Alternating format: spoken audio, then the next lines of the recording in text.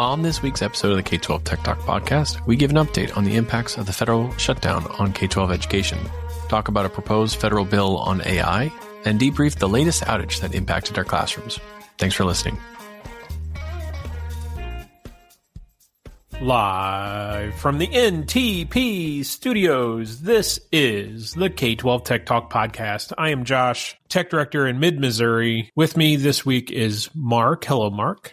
Hello. And Chris. We're pretty sure, we know Chris is at VitalLearn in Vermont. We're pretty sure that he is mainlining maple syrup. You know, he's a sugar hound, candy hound, so he's up there just getting as much maple sugar and maple syrup as he can.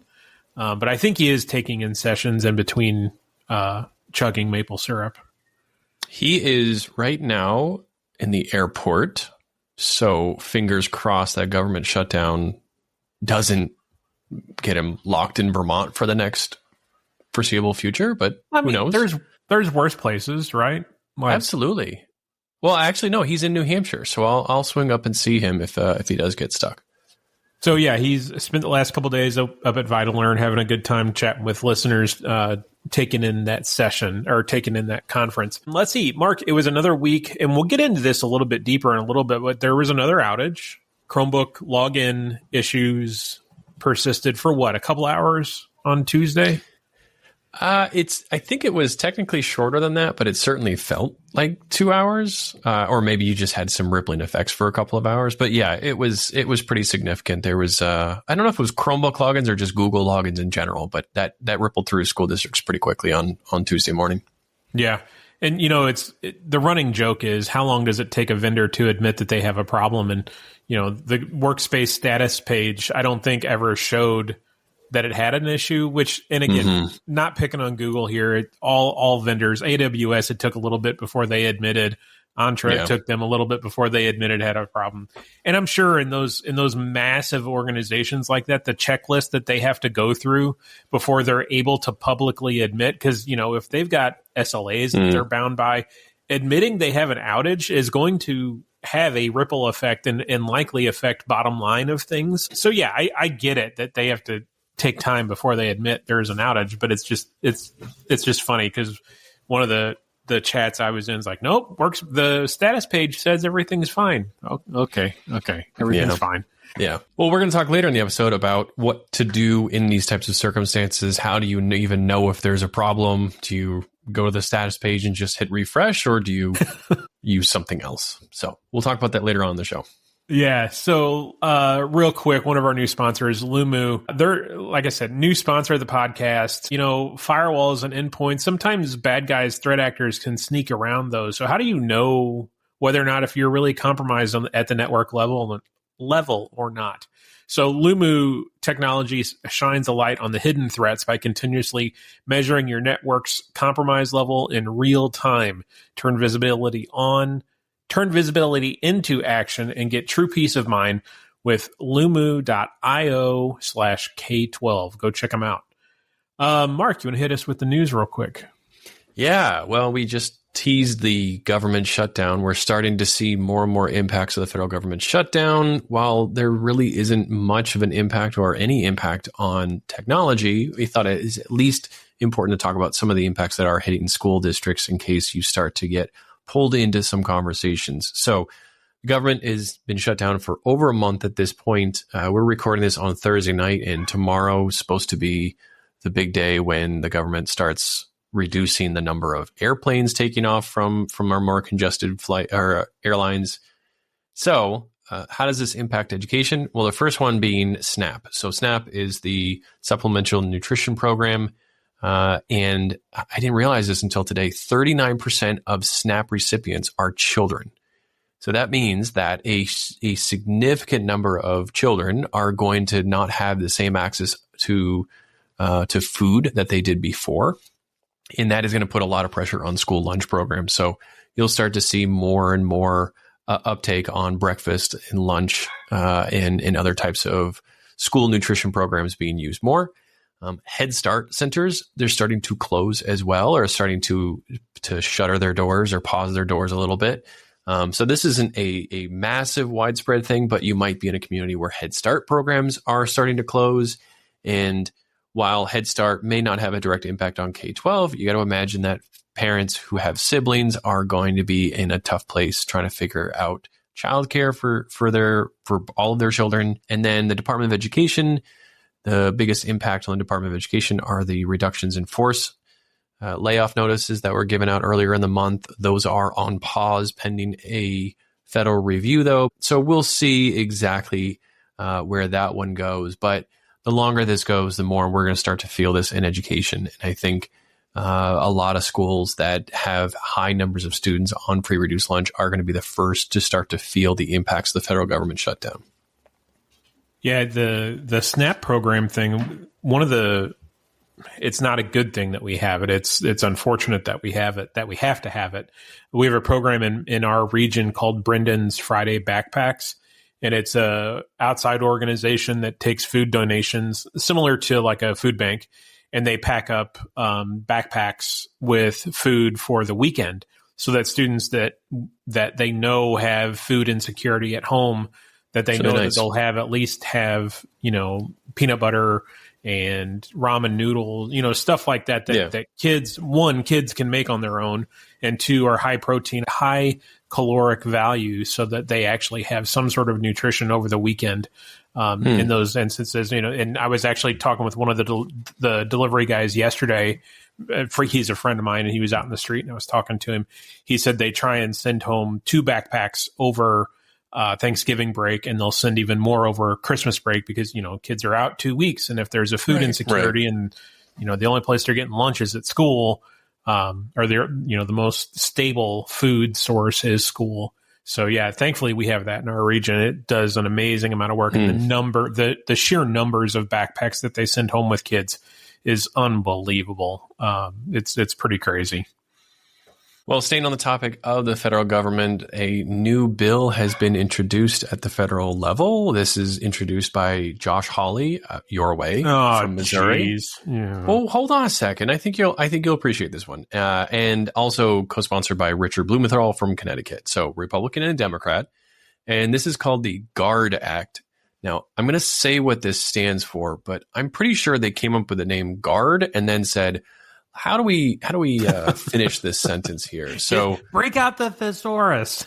yeah. Or they probably just asked AI, like, give me some fancy name. But it is called the Guidelines for User Age Verification and Responsible Dialogue Act of 2025.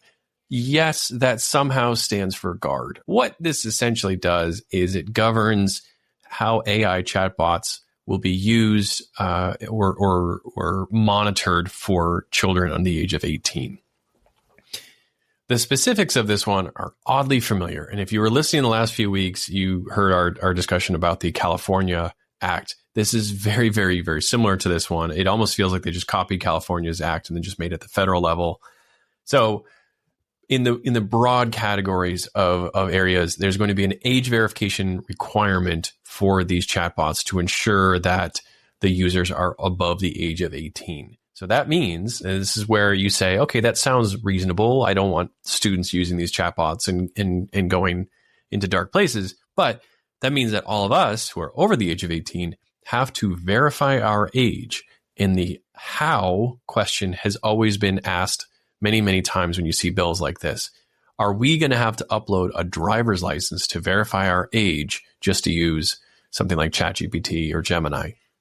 So there's a lot of concerns around that one. I understand and I appreciate the need to restrict access to under 18, but how you verify under and over 18, that's a slippery slope. Well, yes, I agree. And while I like the idea of this, again, like you said, the workflow of it.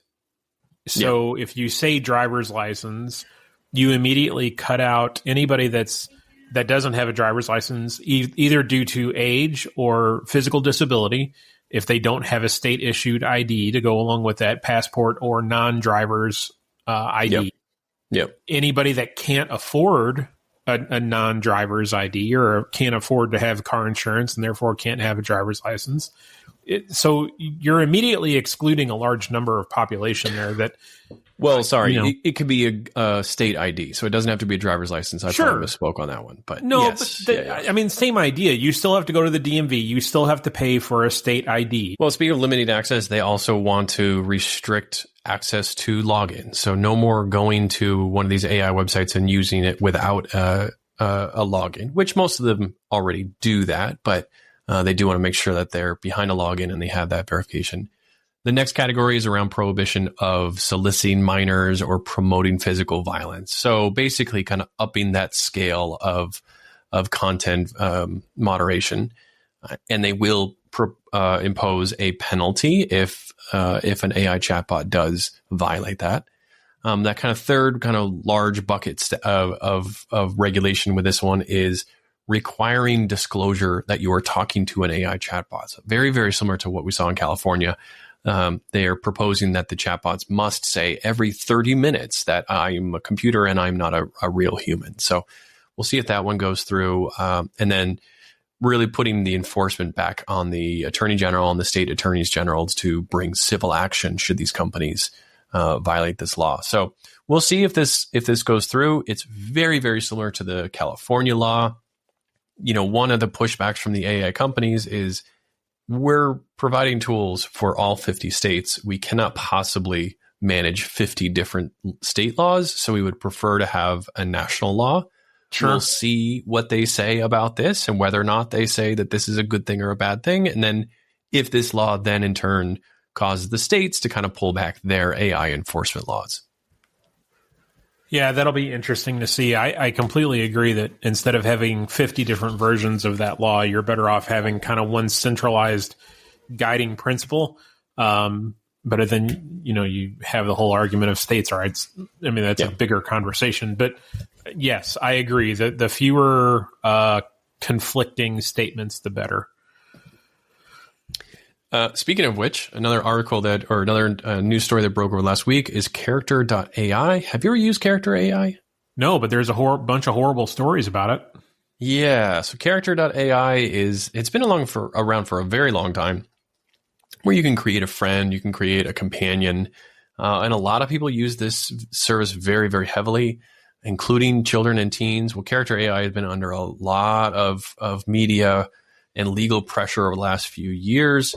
And just last week, they did announce that by November 25th, all users under the age of 18 will be banned from the platform. Again, that same idea of how do you know who's under 18? Right. Do we all need to now submit a driver's license or state ID in order to get into this? What about the security of that? But there are multiple lawsuits pending against Character.ai on behalf of families who have alleged that the companion app has led to attempted suicide, those kinds of self-harm acts. So you'd like to think that Character.ai is doing this on their own, but I have a feeling that these lawsuits really kind of held their hands on this one. So we'll see how that goes. It's kind of a little bit of a test before that federal law goes in place. I agree. You can assume that's a reactionary statement there. I think Character.ai, I could be wrong about this. I think Character.ai was the one that I had heard about not long ago, that the kid had a conversation with one of the bots, and it told the kid to run away and go to a house like across town. It's like, what the heck? Why? I don't know. And, I think all these AI companies, all they need to do is take a page out of the alcohol industry's playbook. They've been checking age verification for years on their websites. Like that is foolproof. The little scrolly wheel that you pick your birthday, like foolproof. That they just need to do that. I'm glad you brought that up. One of the things I forgot to include in that last article about the age verification is it cannot be the little scrolly wheel that says, yeah, of course I'm over 18. Oh, so it does. It's called they've out. They've thought of that.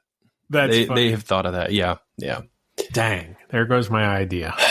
Sorry, Josh. Sorry. And then finally, Jamf, the company that many, many school districts use to manage their Apple products, is going private. It has been settled that it will be purchased by a private equity firm called Francisco Partners. This company has a lot of investments, billions upon billions of dollars in different ed tech and tech companies, including Aries, the SIS, Barracuda, Beyond Trust, Discovery Education, Follett Software, iBoss, Sonic Wall, ST Math, and TCI. So a lot of the companies that you know are managed by this Francisco Partners. They'll also be now purchasing and managing Jamf at a price tag of, drumroll, $2.2 billion. Man. Yeah. I mean, I know several districts that use Jamf, and they absolutely love it. We use it a lot. It's great. It's a fantastic product. It's complicated, but it's great. It does a great job. Any MDM is going to be complicated. Like you have to live, breathe, and eat that. Yeah. My only concern with this company that has bought them is the fact that they own Follett, and what a disaster Follett is right now. Just my librarians are ready to chuck it out the window. The start of this year, Follett Destiny has been a dumpster fire. Like horribly slow, can't log in, can't check books out. And I know a number of districts whose librarians are looking at leaving. We're one of them, apparently. Pretty crazy. Wow, shots fired at Follett tonight. I didn't expect that one. Absolutely. My librarians would happily, yes, absolutely. Follett. Sorry to hear. Because that's frustrating. That's one thing that library systems are, that's kind of been shaken out for a while, so it shouldn't be rocket science. Yep. All right. Any other news? Is that your final story, Mark? That's it. All right. So after you're done digesting the news, head on over to chromebookparts.com. Check out their YouTube channel as an ed tech resource. I know my student-led help desk, they scoured the web for valid YouTube videos on how to repair Chromebooks. They have all major brands, makes, models of Chromebooks are represented over there, as well as some Dell Latitude Windows devices, and even iPads and MacBook repair videos. They have Chromebook shorts, goofy movie spoofs, to offer a little bit of goofy Chromebook-themed entertainment. To name just a few, we have takes on 2001, A Space Odyssey, The Godfather, Clueless, and every May 4th, we release a Star Wars-themed video called Chromebook Wars. Go over there and check them out. So I think I've mentioned this several times, the fact that, we're starting to delete departed staff accounts. And the headache that comes with that are all of the shared files that those staff members have created over time, and potential other staff members that are relying on those documents. And when you delete that account, those documents go away. So I don't know if everybody realizes it or not, but let's say, Mark, you and I work in a school, okay? And let's say you're the principal, because you used to be a teacher, so I wouldn't be the principal. So let's say you create a shared folder in your drive for year-end inventory files of your teachers to take inventory of their classroom, okay? You need to keep that information historical. So you just tell everybody, do your inventory in a sheet, share it in the inventory folder, okay? No big deal. Let's say I do 10 years of my inventory, I retire. My account gets disabled and then deleted. All of my inventory files go with it. Because... Can I ask you a question? We never deleted accounts, so this is kind of new to me. How quickly are you deleting a teacher's account after they retire or leave? Well, I had never done it until this summer. And after spending some time with the attorney, we landed on 3 years. After they have been gone 3 years, that account gets removed. And that's for a number of reasons. The less data you retain, the better, from a sunshine request, FOIA request standpoint, as well as account breach standpoint. The smaller that data footprint, the better you are. So the fact that you created the folder does nothing as far as the file ownership. My account still owns those files. So when my account gets deleted, those files that I own in your folder get deleted along with them. I don't know that a lot of people understand that, because I guess I was thinking of it from the Windows world that, network share, that stays if the domain account gets deleted. Well, that's not the case with workspace accounts. So what I did, and if you're following along at home, let me pull my screen up here. Hang on a second. I got to remember exactly. So if you go into Admin Console and you go to Security and then Access and Data Control, there's a data classification. And you know what, Mark? I don't know if this is a buy-up feature or not. This could be a buy-up feature. So your mileage may vary here. Default classification on this screen. So what I did is I went in and I created a label under the label manager called pending deletion. And I came in here to default classification, and I went in and we move all of our staff accounts that get suspended after they leave. We move them all into a suspended OU. So I set the default classification for that OU for documents and drive files to have this label applied, pending delete or pending deletion label applied to every document owned by a suspended account in that OU. So yesterday, I was visiting PLCs, and it came up in conversation from a teacher. Hey, I've got this file that I rely on as a template that has a label on it that says pending deletion. What do I need to do to fix that? So we walk through the process, high and low of it. They need to move it to a shared drive or have that file transferred. We're landing on the stance that if more than one person needs access to that file or use that file as a template, we're just going to throw that in a shared drive so that the shared drive retains ownership of that file, not the individual user. So found out today that if you go into Drive and click in the search bar, you can search based on labels applied to documents. So I was going to my administrators in the district and having them pull up Drive and do that search based on pending deletion label, and then take action on, okay, where do these files live? Number one, are they important enough that we need to retain them?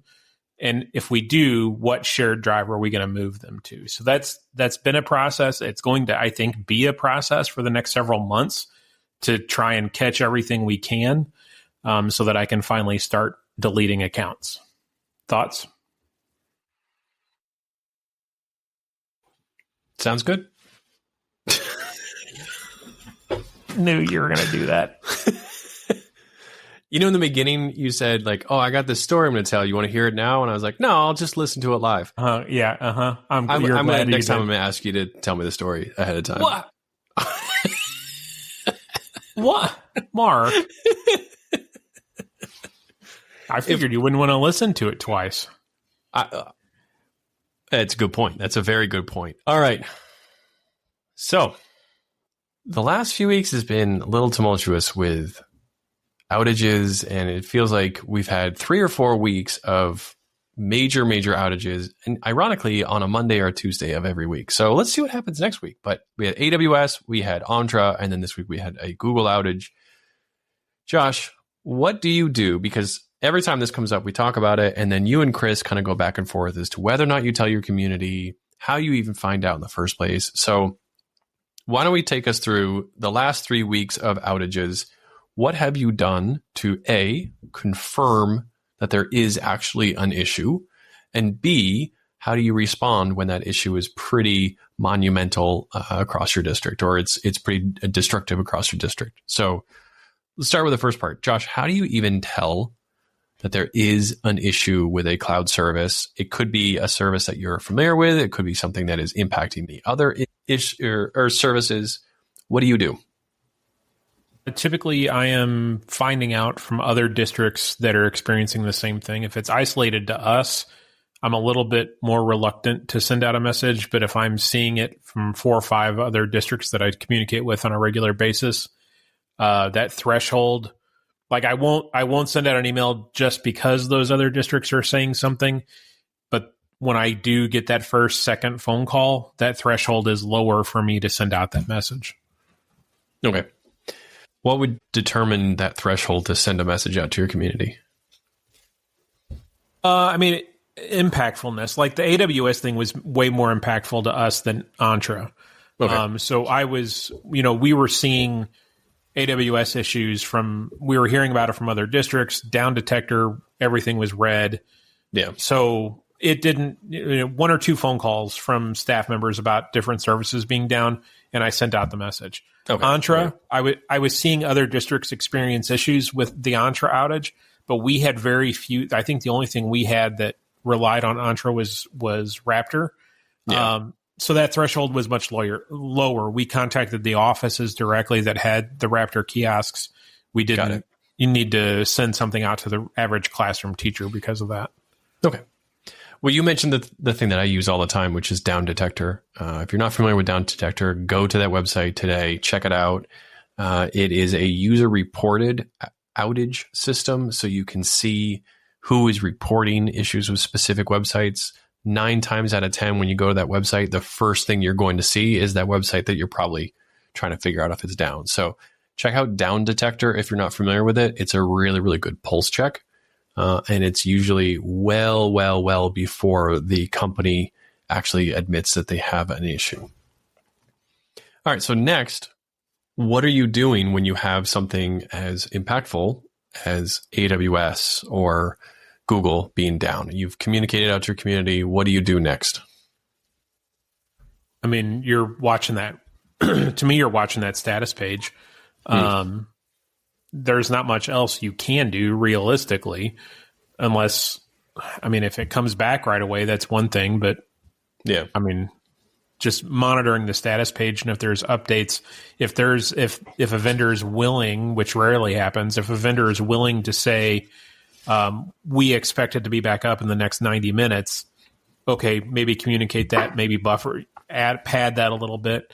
But not many vendors are willing to say, hey, we know the problem. It's going to be back up in 45 minutes, because that, you're almost always shooting yourself in the foot when you do that. Yeah, I don't think anybody really says that now. I mean, but to that point, I'll usually send out maybe every hour or 2 hours some kind of update that basically just says, sorry, I don't have any more information, but we don't anticipate it'll be up. When I have something that is dependent on, or when I have a online test going on and there is a very, very high threshold for people wanting to know what's going on, that's when I'm going to have to, kind of meet with leadership and just say, I don't have a timeline. I don't know what's going on. We're going to have to call testing for today, or we're going to have to call this activity. And that's unfortunately the hardest thing to do. But when you don't have any information and there are a lot of people just sitting there waiting for something to come back up, you might just need to call it pretty quickly. Yeah, I agree. And then afterwards, let's say that you have, the Google outage this week caused a lot of people to go paper pencil for a little while. When people ask you, what are you going to do to prevent that kind of thing from happening again? What do you say? What do you do? Oftentimes these services are way outside of your control. Yeah, I think this is one of those times when that response is very, very, very different depending on the size of the district that you're in. Because like when I'm asked, like the Chromebook issue, the Chromebook sign in thing, there is very little that we can do to when that happens, you're just kind of stuck. You're riding it out. Put the Chromebooks away for a little bit, have face-to-face conversation. And I think in a smaller district, and I'm comparing my district to your old district, Mark, it's easier for me to be a little bit more, there's nothing I can do. End of sentence. I feel like it's probably easier for me to say that than it would have been for you to say that at your old district. Yes and no. I mean, I think when you have these major issues, it is the same answer. There's nothing I can do about a cloud service being down. Sometimes, people ask us, well, what redundancies do you have? And it's kind of hard when you have a third party that you're dependent on and they're having an issue. I would say if there is an outage that lasts longer than a day, and we've had, issues where a system or a connection has gone down for more than a day, that is the kind of thing where I'm going to say, all right, we need to make a different decision on this particular service. The big ones, when it comes to AWS or Entra going down, those never last more than an hour or so.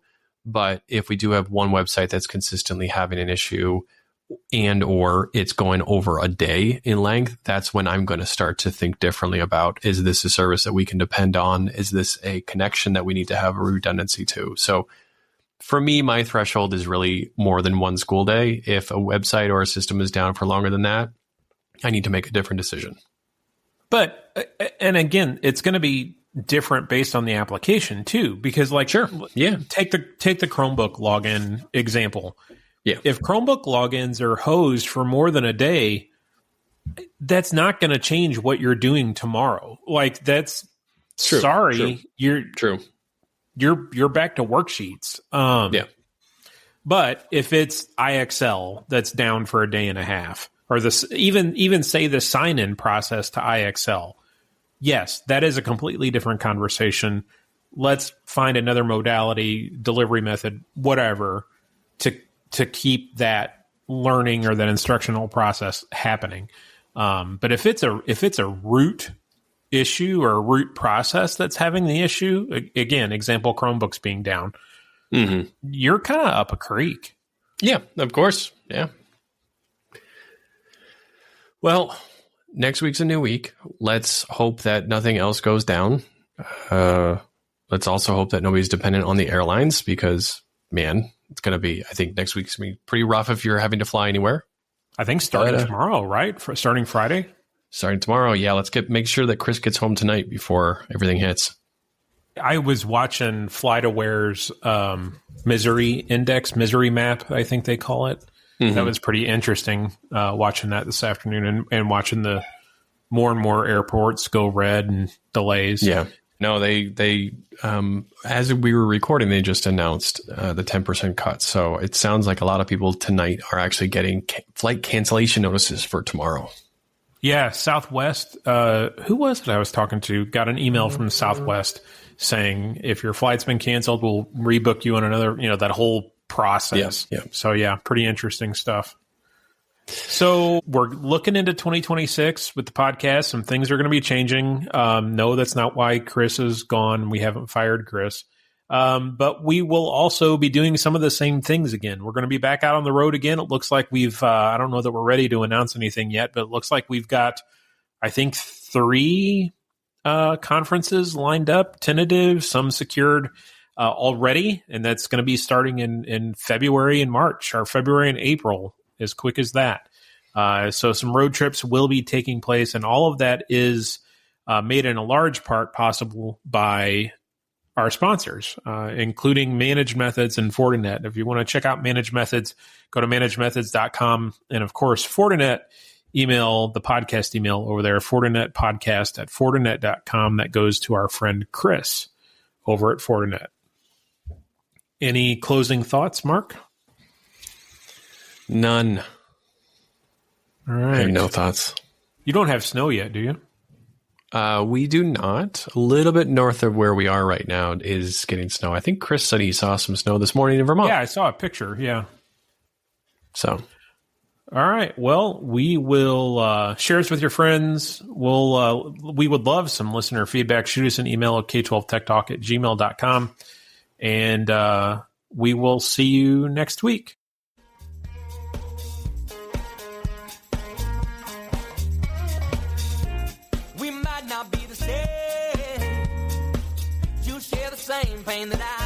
The views and opinions expressed on the K12 Tech Talk podcast are the personal opinions of Josh, Chris, and Mark, and do not represent the views or opinions of our sponsors or other organizations that we're affiliated with. The material and information presented here is for general information and entertainment purposes only. Thanks for listening, and we'll see you next week. We were buying words about